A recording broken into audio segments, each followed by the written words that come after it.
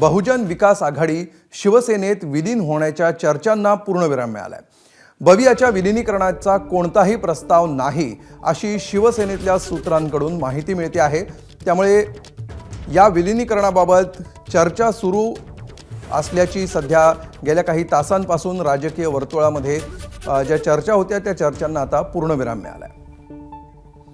आणि अधिक माहिती घेऊया आमचे प्रतिनिधी अक्षय भाटकर यांच्याकडून। अक्षय, या विलीनीकरणाबाबत नेमकी काय माहिती मिळते शिवसेनेतल्या सूत्रांकडून?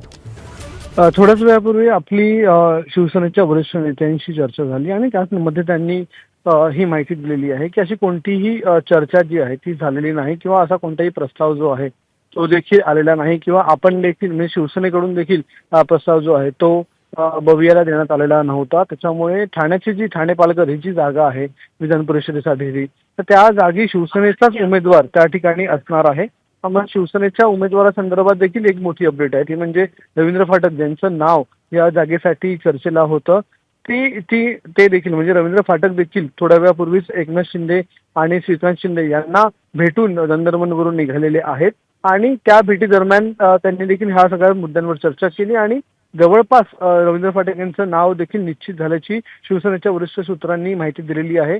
जवळपास 10 ते 15 मिनिटं ही भेट झाली होती आणि त्यानंतर रवींद्र फाटक हे पुन्हा ठाण्याच्या दिशेने निघालेले आहेत, एकनाथ शिंदे दिल्लीच्या दिशेने रवाना झालेले आहेत। मात्र जी सूत्रांनी माहिती दिलेली आहे त्यानुसार विलीनीकरणाची देखील काही चर्चा ही अजून झाली नाहीये किंवा निश्चितपणे अशी कुठलीही चर्चा सध्या नाही। त्यामुळे या सगळ्या शक्यतांना सध्या तरी पूर्णविराम मिळालेला दिसतोय। धन्यवाद अक्षय या सविस्तर माहितीबद्दल।